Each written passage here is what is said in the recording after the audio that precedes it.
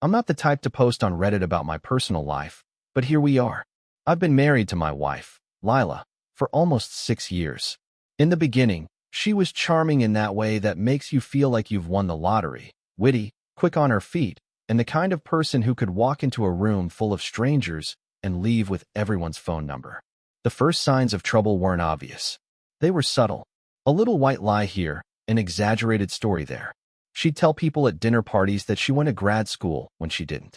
Or she'd talk about some huge project at work when I knew she had the week off. I brushed it off at first, figuring she just wanted to impress people. But then it started bleeding into our personal life. She'd tell her friends I was working late, when really she'd just told me to go hang out with the guys so she could get some alone time.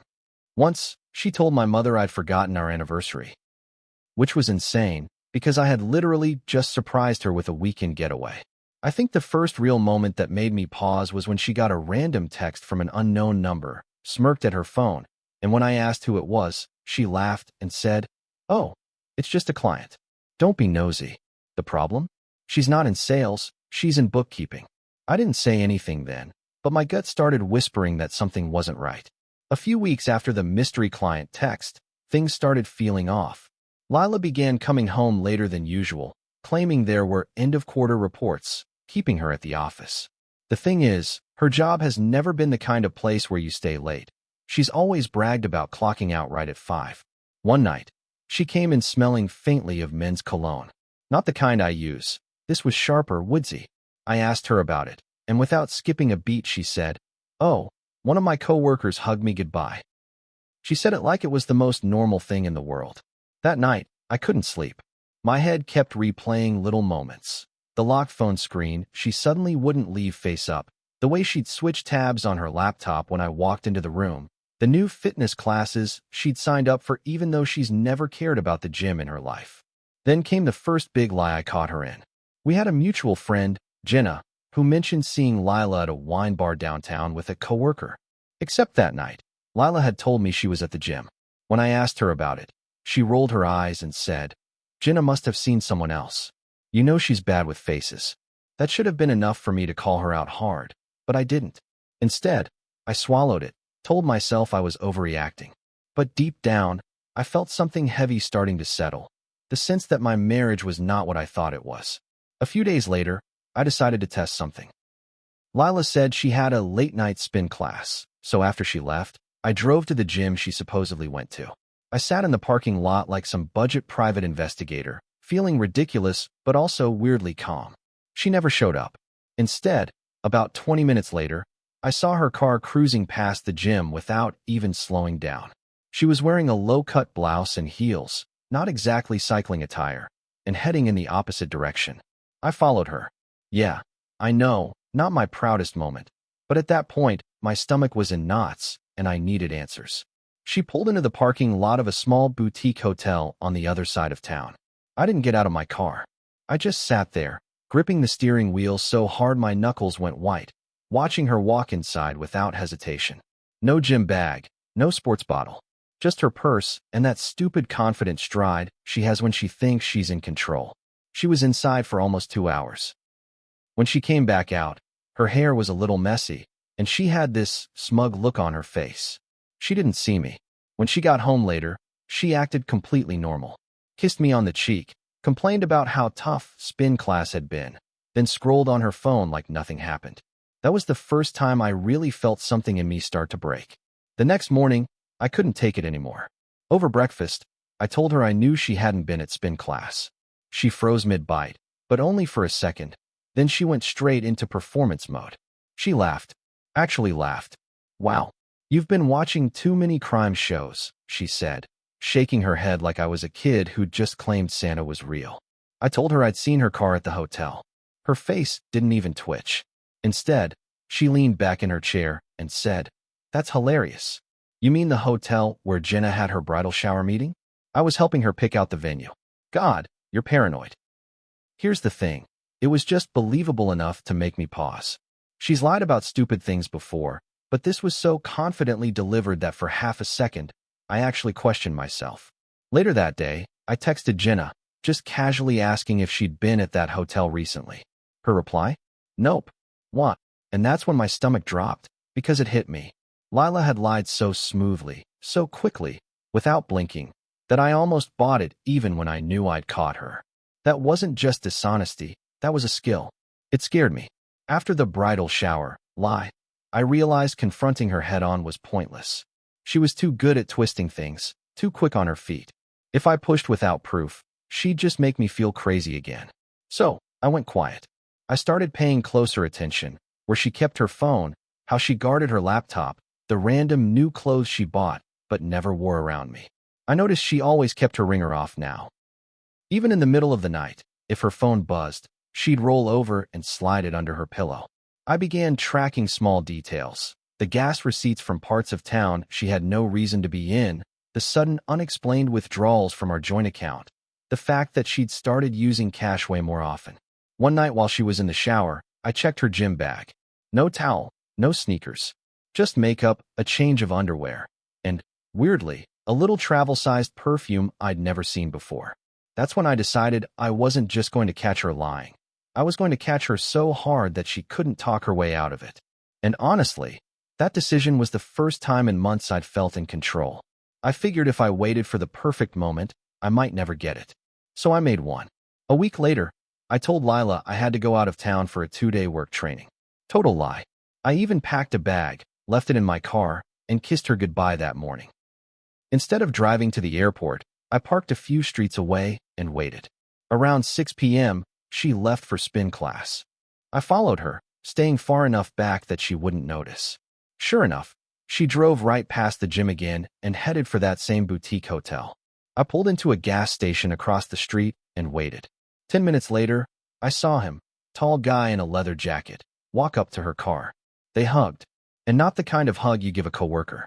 This was full body, too long, the kind where your hands linger. Then they walked inside together. I stayed there for over an hour, heart pounding so hard it made my hands shake. I don't even remember most of what I was thinking, just flashes of every little lie she'd ever told me, every smug smirk when she thought she'd fooled me. When they came back out, she was laughing at something he said. They kissed. That kiss was like a bullet. That night, I didn't confront her. I went home after she left the hotel, got into bed, and pretended to be asleep when she came in. She slipped under the covers, smelling faintly of that same cologne as before. My jaw ached from clenching it. The next day, I decided I'd confront her that evening. I had a plan. I was going to lay out everything I'd seen, every detail, and make it impossible for her to wriggle free. But around noon, I got a call from an unknown number. It was the guy from the hotel. He introduced himself as Matt and said he didn't know how to tell me this, but he thought I should know that Lila had been lying to him, too. Apparently, she'd told him she was divorced, that I was her crazy ex who wouldn't stop calling her, and that she was finally free to move on. He'd started getting suspicious when he saw her wedding ring in the cup holder of her car one night. So, like me, he started watching her stories and realized she was telling him and me different lies, sometimes on the same day. I remember just sitting there, phone pressed to my ear, staring at the wall. It wasn't just that she was cheating. It was that she was running two completely separate realities at the same time, and somehow managing to keep them both going without cracking. That's when I knew. This wasn't going to be a normal confrontation. Matt and I agreed to meet that evening at a coffee shop halfway between us. I half expected some tense, awkward standoff, but as soon as he walked in, it was clear we were both in the same boat, confused, angry, and honestly, a little embarrassed. We compared notes. Turns out she'd been seeing him for almost 7 months. She told him she was working overtime to save for a house, which explained all those late nights she claimed were for end-of-quarter reports. She'd even introduced him to a few of her friends, the same friends who'd had drinks with us as a couple. Apparently, she'd told them he was an old friend from college. Matt showed me texts. She was sweet, romantic, almost gushy with him, the total opposite of the cold, distracted way she'd been with me lately. It was surreal, reading her words to him while remembering the arguments we'd had at the same time those texts were sent. That's when Matt said, "Look, if we both confront her together, she can't spin it. She can't play one of us against the other if we're standing in the same room." It was risky, but I agreed. We picked the following Friday night. She thought I'd be at a work dinner and told Matt she'd be working late. Instead, We'd both be waiting for her when she walked through the door. And for the first time in weeks, I actually felt a flicker of excitement, the kind you get before finally ending something toxic. Friday night came, and my heart was pounding so hard it felt like my ribs might crack. I let myself into Matt's apartment about an hour before Lila was supposed to get off work. We sat there in this weird, tense silence, rehearsing what we'd say. The plan was simple. Let her walk in, let her see both of us, and then lay it all out so she had nowhere to run. Right on schedule, we heard keys jingling outside. The door opened, and she stepped in, her face lighting up when she saw Matt, then freezing the instant she saw me on the couch. For a split second, she looked like someone who'd just been caught stealing from a bank vault. But then, unbelievably, she smiled. "Wow," she said, setting her purse down slowly. "You two finally met. That's cute."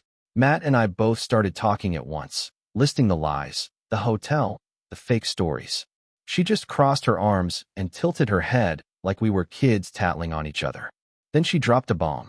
"Honestly, I was thinking about ending it with both of you anyway. Neither of you really gets me. But thanks for making this easier." Easier? She said it like we were doing her a favor, like this was some kind of business meeting that had just wrapped up early. Matt's face turned red, and I could feel my own blood boiling. But she just grabbed her purse, slipped on her jacket, and walked right out, leaving both of us sitting there in stunned silence. After she walked out, Matt and I just sat there staring at the door like it might swing open again. It didn't. I drove home that night feeling hollow, like I'd just been erased from my own marriage without even getting the courtesy of a messy fight. The house was dark when I got there, but on the kitchen counter was a note. "Don't wait up. I'll grab my stuff later." L. That was it. No apology. No explanation. Not even a curse word. The next few days were chaos. Her friends started texting me weird half-accusations, saying they'd heard I'd been emotionally abusive, that I'd trapped her in the marriage. One even said, "She told us you wouldn't let her have her own bank account," which was insane. She'd had her own since before we met. Then my mom called me in tears, saying Lila had reached out to her and claimed I'd been cheating for years. I couldn't believe it. She'd flipped the whole thing on me, painting herself as the victim before I even had the chance to tell my side. Matt texted me saying she'd done the same with his circle, told them he'd been obsessed with her and wouldn't leave her alone. It was like watching a magician perform a trick you knew was fake, but still couldn't explain. She was rewriting the past in real time, and people were buying it. That's when I realized this wasn't over, not by a long shot. I was furious, sure, but mostly, I felt small, like everything I'd built with her was just a house of cards she'd knocked down and stepped on for fun. I knew if I stayed silent, she'd keep spinning her story and dragging me through the mud. So I started gathering evidence, screenshots of her lies, bank statements showing where the money really went, texts from Matt and me that proved her double life. I created a private folder on my laptop called Truth. I printed some of the messages and kept them in a safe place. Then, I made a decision. I wasn't going to beg her to come back or try to fix what was broken. I was going to rebuild my life without her, but on my own terms. I told my closest friends and family the whole story, not as a rant, but as facts, letting them decide for themselves. Most stood by me. A few needed time. I blocked her on everything and stopped checking her social media, even though it felt like cutting off a part of myself. Most importantly, I started going to therapy. Not to fix her, but to heal me. Therapy wasn't magic. It was messy, painful, and slow, like peeling off a sunburn one layer at a time. But it helped. I started understanding why I'd stayed so long. The mix of hope and fear, the way I'd ignored red flags because I wanted to believe in us. I also learned how to set boundaries, to say no when something didn't feel right, and most importantly, to trust myself again. Surprisingly, this mess pushed me to focus on things I'd neglected, friends, hobbies, even my career. I picked up running again, not for Lila, but for me. And the more I rebuilt my life piece by piece, the less I thought about what I'd lost and more about what I could still build. It wasn't perfect. Some days I still felt like I was drowning in what happened. But slowly, the weight lifted. Looking back, I see now that Lila's lies and betrayal were never really about me. They were about who she was and the choices she made. I wasted a lot of energy trying to control her or fix things that were beyond repair. Here's what I'd tell anyone else going through something similar. Trust your gut. If something feels off, don't ignore it. Don't be afraid to gather evidence. It's not about being paranoid. It's about protecting yourself. Set boundaries early and stick to them. Toxic behavior doesn't get better by chance. Lean on your support system. Friends, family, even professionals, they're there for a reason. Focus on yourself. Healing isn't about revenge. It's about reclaiming your peace. Most importantly, you deserve honesty and respect. No one should make you feel crazy or worthless. I'm still healing, still learning, but I'm proud of how far I've come. And if sharing this helps even one person realize they're not alone, it's worth it. Since then, I've started dating again, but this time with my eyes wide open. I'm not rushing or settling. I've learned to value honesty over charm, kindness over excitement. I've also learned that being alone isn't a failure. It's a chance to find out who I am without someone else's lies muddying the waters. There are still tough days, moments when memories hit hard or self-doubt creeps in. But now I have tools to handle them, and a clearer sense of what I want and won't accept. Most of all, I've found peace in knowing I didn't lose myself completely. That's the real victory. If there's one thing I've learned from this whole nightmare, it's this. People will lie. They'll hurt you in ways you never expected. But how you respond, how you reclaim your story, that's what really defines you. I'm not bitter anymore. I'm stronger, wiser, and a hell of a lot more cautious. But I'm also hopeful. Hopeful that the next chapter will be better because I finally know my worth. To anyone reading this who's going through something similar, trust yourself. Don't settle for half-truths. And remember, your peace matters more than anyone's lies. Thanks for reading. If you ever want to talk or need advice, I'm here. Just a guy who learned the hard way.